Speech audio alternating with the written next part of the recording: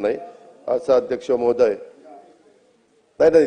तुम्ही आत्ता आला मी तेच सांगत होतो की तो खर्च आपला 77.26% झालेला आहे त्याच्यामुळे त्याच्यात काही अर्थ नाही आणि दुसरं 15 वर्षामध्ये महसुली तूट मी सांगितलं की 11-12 मध्ये 12,80,000 स्थूल उत्पन्न होतं त्यावेळी वेळेस 1% आत होती आणि आताही 49,39,000 आहे त्याही वेळेस 1% आतच अध्यक्ष महोदय ती तूट आहे आणि त्याच्यामुळे एकंदरीतच 25-26 मध्ये 100% महसूल जमा करून आम्हाला एकंदरीत आर्थिक शिस्त त्या ठिकाणी लावायची आहे आणि दुसरी गोष्ट त्यांनी लाडक्या बहिणीच्या बद्दल सांगितलं त्याच्याबद्दल तर मी सभागृहाला सांगितलेलंच आहे आणि आम्ही कधी असं म्हटलेलं नाही की आम्ही ते देणार नाही आम्ही देणार आहे ते केव्हा द्यायचं एकंदरीत आर्थिक परिस्थिती बघून आम्ही त्या ठिकाणी देऊ सगळी सोंग करता येतात पैशाचं सोंग काही करता येत नाही आणि त्या पद्धतीनं आमचं काम चाललेलं आहे आम्ही त्या खात्याचे मंत्री आदिती तटकरेंनी सांगितलं की आम्ही देणार आहे स्वतः मुख्यमंत्र्यांनी सांगितलं देणार आहे मी पण सभागृहाला सांगतोय आमच्या लाडक्या बहिणींना आम्ही देणार आहे सध्या आम्ही 1,500 रुपये कबूल केल्याप्रमाणे देतोय आणि पुढचीही रक्कम देण्याच्या संदर्भात आमची परिस्थिती सुधारली की ते देऊ शेतकरी कर्जमाफीच्या बद्दल अजून त्याची संपूर्ण माहिती कलेक्ट करण्याचं काम चाललेलं आहे अध्यक्ष महोदय सन्माननीय सदस्य सुधीर मुनगंटीवार साहेबांनी महाराष्ट्र राज्य लॉटरीच्या बद्दल बरंच सांगितलं ऑनलाईन लॉटरी बंद करणं पेपर लॉटरी उत्पन्न वाढवणं केरळ आमदारांची समिती नेमणं अभ्यास दौरा करणं म्हणजे आमदारांची समिती मी जाहीर करतो मी सुधीर मुनगंटीवार साहेबांच्याच अध्यक्षतेखाली समिती करतो आणि त्यामध्ये दोन्ही बाजूच्या काही सन्माननीय सदस्यांचे त्यांच्याही गटनेत्यांना काही नावं घेतो इकडनं पण काही नावं घेतो अशी करून ती कमिटी करतो आणि ती अधिवेशन संपायच्या आतच करून 26 तारखेला ते 24-25-26 ला आपला अधिवेशनाचा शेवटचा दिवस आहे त्यावेळेस त्या कमिटीमध्ये मेंबर कोण कोण आहे ते जाहीर करतो त्या कमिटीने 1 महिन्याच्या आत आम्हाला अहवाल द्यावा निश्चितपणे राज्याचं उत्पन्न वाढवण्याच्या करता सगळे जर प्रयत्न करत असतील हातभार लावत असतील तर राज्याला त्याची गरज आहे आणि त्याच्यामुळे त्याच्यात कुठली काही अडचण नाही आणि त्यांनी स्वतः 6 वेळेला अर्थसंकल्प मांडलेला असल्यामुळे त्यांना ह्याच्यातली बरीचशी माहिती आहे त्याच्यामुळे मला त्याचा उपयोगच होईल राज्याला उपयोग होईल त्याच्यामुळे राज्य त्याही गोष्टीचा निश्चितपणे निर्णय मी जाहीर करतो दुसरी गोष्ट अध्यक्ष महोदय काही सन्माननीय सदस्यांनी म्हणजे स्वतः मुनगंटीवार साहेबांनीच असे मुद्दे काढलेले होते की धान बोनसचा अध्यक्ष महोदय कालची कॅबिनेट 17 मार्चला जी झाली त्यामध्येच मंत्रिमंडळाच्या मीटिंगमध्ये प्रति हेक्टरी 20,000 रुपये 2 हेक्टर पर्यंतच्या मर्यादेमध्ये धान उत्पादक शेतकऱ्यांना निधी देण्याचं ठरवलेलं आहे शासन निर्णय निर्गमित झाल्या निधीचं वाटप त्या ठिकाणी करण्यात येईल 17 आज आता कॅबिनेट होतीये मुनगंटीवार साहेब आजच्या कॅबिनेटला ते मिनिट्स कन्फर्म होतील 17 तारखेचे आणि लगेचच त्याबद्दलचं आदेश निर्गमित झाल्यावर त्याचं वाटप हे धान उत्पादक शेतकऱ्यांना विशेषतः भंडारा गोंदिया गडचिरोली चंद्रपूर आणि ज्या ज्या भागात धान उत्पादन होतं त्या भागातल्या सन्माननीय शेतकऱ्यांना त्या ठिकाणी केलं जाईल तसंच सन्माननीय मुनगंटीवार साहेबांनी एक जीएसटीच्या संदर्भामध्ये पण काही मुद्दा इथं उपस्थित केला की बाबा तिथं जीएसटी भवन झालंय आणि तिथं बाकीचं काम राहिलंय त्याबद्दल मी अधिकाऱ्यांना सूचना देईल तिथं इलेक्ट्रिफिकेशन किंवा आणखीन काही गोष्टीच्या करता मुनगंटीवार साहेब पैसे लागत असतील तर तो पण निधी देण्याची ताबडतोब कार्यवाही माझ्याकडनं विभागाकडनं त्या बाबतीमध्ये केली जाईल तसंच नाना पटोले साहेबांनी वेगवेगळे मुद्दे उपस्थित करत असताना त्या सुतळीचा पण मुद्दा धान खरेदीचा रॅकेटच्या बद्दल त्यांनी सांगितलं खरं नाना पटोले साहेब मी सभागृहाला सांगितलेलं होतं की मी त्याबद्दलची बैठक घेतो परंतु एक दुःखद घटना माझ्या घरामध्ये घडली आणि त्याच्यामुळे मला 2 दिवस इथं येता आलं नाही परंतु आता अधिवेशन संपेपर्यंत किंवा अधिवेशन संपल्या पण ही मीटिंग मी घेणार आहे 31 मार्चच्या आतमध्ये ती मीटिंग घेतो माझं उद्या पण विनियोजन बिल आहे बाकीच्या पण सगळ्या गोष्टी आहेत पण हे आणि त्या मीटिंगला मी तुम्हालाही बोलवतो तुम्ही सांगितलंय 35 कोटीची खरेदी झाली नाही ₹10 पत्त 35 रुपयाला घेतलं, धान भरडाईत विलंब निकृष्ट दर्जाचा तांदूळ, असे अनेक मुद्दे तुम्ही त्याच्या संदर्भामधले उपस्थित केलेले आहेत. आम्हाला पण त्याच्यात पारदर्शकता आणायची आहे. मी त्या विभागाची जबाबदारी आज माझ्याकडे घेतलेली आहे आणि त्याच्यामुळे तिथं जेवढं काही व्यवस्थित पारदर्शकतेनं काम करता येईल ते काम करण्याचा माझा आणि माझ्या विभागाचा आणि आमच्या सरकारचा प्रयत्न राहणार आहे. ही पण बाब मी सभागृहाच्या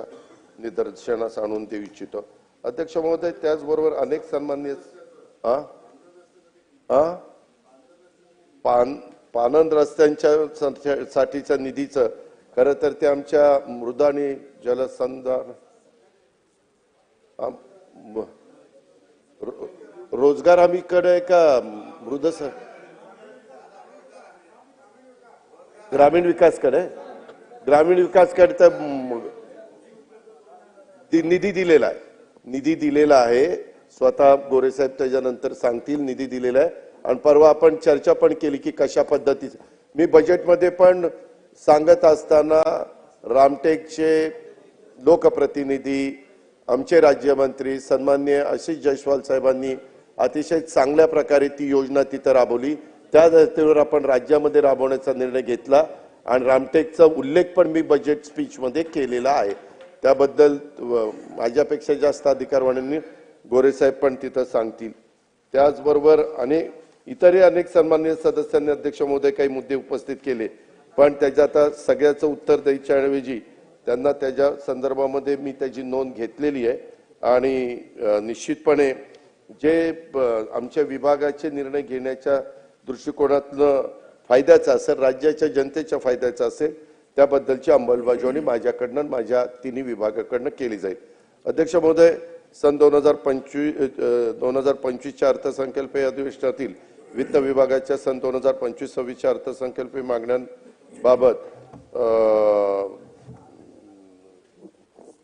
वित्त विभागाकरता सन 25-26 साठी मागणी क्रमांक G1 ते मागणी क्रमांक G10 अंतर्गत एकूण 1,84,286 कोटी 63,56,000 रकमेच्या अर्थसंकल्पीय मागण्या सभागृहात सादर करण्यात येत आहेत. त्या सभागृहाने मान्य कराव्यात अशी मी सभागृहाला विनंती करतो. तसेच अध्यक्ष महोदय, त्या संदर्भामध्ये दुसरी एक मागणी अन्न नागरी पुरवठा व ग्राहक संरक्षण विभागाच्या मागणी क्रमांक M1 ते M6 मध्ये सन 2025-26 या आर्थिक वर्षाकरता अनिवार्य आणि कार्यक्रमावरील खर्चाकरता एकूण रक्कम अक्षरी ₹13,810 कोटी 67,59,000 फक्त इतकी तरतूद सादर करण्यात येते. सभागृहाची मंजुरी मिळावी अशी विनंती मी सभागृहाला करतो. तसेच अध्यक्ष महोदय, नियोजन विभागाच्या मागणी क्रमांक O1, O2, O4 ते O13 या अनुदानांतर्गत कार्यक्रम खर्चाकरता 7,887 कोटी 45 लाख रुपये व अनिवार्य खर्चासाठी 206 कोटी 56 लाख रुपये तसेच मागणी क्रमांक O14 ते O85 साठी जिल्हा वार्षिक योजनेच्या कार्यक्रमांतर्गत ₹20,165 कोटी एवढ्या रकमेच्या अनुदानास मंजुरी देण्याची मी सभागृहाला विनंती करतो आणि थांबतो. धन्यवाद. ग्रामविकास मंत्री. अध्यक्ष महोदय, ग्राम विकास विभागाच्या मागणीवर चर्चा करत असताना सभागृहातल्या अनेक सदस्यांनी ग्राम विकास विभागाच्या बाबतीतले मुद्दे या ठिकाणी उपस्थित केलेले आहेत. अध्यक्ष महोदय, चर्चेमध्ये भाग घेत असताना सभागृहाचे सदस्य सन्माननीय बाबाजी काळे यांनी 25-15च्या निधीची आवश्यकता सांगितली. ग्रामसभेसाठी सभागृह सांस्कृतिक भवनासाठी तरतूद द्यावी अशा पद्धतीची मागणी अध्यक्ष महोदय सन्माननीय बाबासाहेब काळेजींनी केली. या संदर्भात अध्यक्ष महोदय 25-15च्या निधी बद्दल प्रचंड चर्चा या सभागृहामध्ये राज्यामध्ये होते आणि त्या 25-15 हा निधी लोकप्रतिनिधीच्या दृष्टिकोनातून आमदार फंडानंतर लोकांच्या गरजा भागवण्यासाठी आवश्यक असणारा सगळ्यात सहज उपलब्ध होणारा निधी आहे आणि या निधीच्या संदर्भात अलीकडच्या कालखंडामध्ये प्रचंड अशा वेगवेगळ्या चर्चा होतात. पण लोकप्रतिनिधी म्हणून आपण जेव्हा काम करत असतो तेव्हा 25-15च्या निधीची आवश्यकता आपल्याला काम करत असताना ग्राउंडवर काम करत असताना जाणवत असते आणि त्या हिशोबानं 25-15ची तरतूद या अर्थसंकल्पामध्ये झालेली आहे आणि जे कामं निकषात बसतात त्या 25-15च्या कामांना मान्यता देण्यात येईल। या ठिकाणी चंद्रकांत नवघरे यांनी 25-15ची मागणी केली। त्यांनी 30-54च्या रस्त्याच्या संदर्भात त्याची मागणी सन्माननीय चंद्रकांत नवघरेजींनी केली। संदीपजी क्षीरसागर यांनी ग्रामीण भागाचे रस्ते व पूल घेणे आवश्यक आहे या संदर्भात त्यांनी त्यांचं मत मांडलं आणि ग्रामीण भागातल्या मार्ग इतर जिल्हा मार्ग व त्यावरील पुलांच्या कामासाठी पंतप्रधान सडक योजना, मुख्यमंत्री सडक योजना, आदिवासी विभाग योजना, जिल्हा वार्षिक योजना या सगळ्या माध्यमातून त्या भागातल्या कामासाठी निधी उपलब्ध करून दिला जातो। तो याही वर्षी निधी उपलब्ध करून देण्यात येईल। सन्माननीय सदस्य मनोज कायंदे यांनी रस्त्यांना दर्जोन्नती द्यावी, त्या रस्त्यांना क्रमांक द्यावा अशी मागणी त्यांनी केली। सदर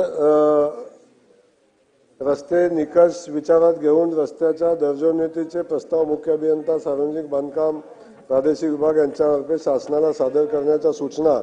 सर्व जिल्हा परिषदेला देण्यात आलेल्या आहेत आणि त्यानुसार प्राप्त होणारे जे योग्य प्रस्ताव आहेत, निकषात बसणारे प्रस्ताव आहेत, त्यांना दर्जोन्नती त्या रस्त्यांची देण्यात येते। सन्माननीय सदस्य अमोल खताळ यांनी गट ब मध्ये डांबरीकरणासाठी निधी मिळावा अशी मागणी केली। सन्माननीय सदस्य काशीनाथ दाते यांनी ग्रामीण रस्त्याला निधी मिळावा अशी मागणी केलेली आहे। या सगळ्या रस्त्यांना प्रधानमंत्री सडक योजना, मुख्यमंत्री सडक योजना, 30-54 अशा अनेक वेगवेगळ्या हेडमधून निधी मिळत असतो। तो सगळ्यांना निकषात बसणाऱ्या सगळ्या रस्त्यांना उपलब्ध करून देण्यासंदर्भात शासन नक्की सकारात्मक आहे हे या सदस्य महोदयांना या निमित्ताने मी सांगेन। याच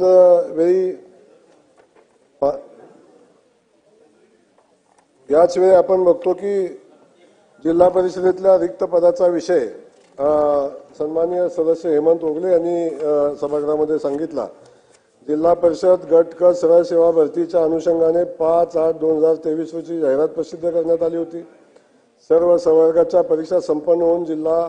निवड समित्याकडून पात्र उमेदवारांच्या निवडीच्या याद्या व प्रतीक्षा याद्या प्रसिद्ध करण्यात आल्या। सद्यस्थितीत प्राप्त माहितीनुसार सर्व जिल्हा परिषदाकडून संवर्गात 10,564 पात्र उमेदवारांना नियुक्ती आदेश देण्यात आलेले आहेत। काही पदाबाबत न्यायालयामध्ये याचिका दाखल आहेत, त्या पदांच्या भरत्या न्यायालयाचा निकाल लागल्यानंतर त्याही भरती करण्याचा शासन नक्की निर्णय घेईल। या ठिकाणी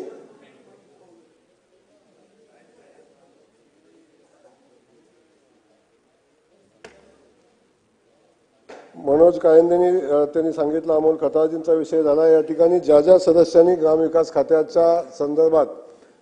आपापली भूमिका मांडलेली आहे, काही लोक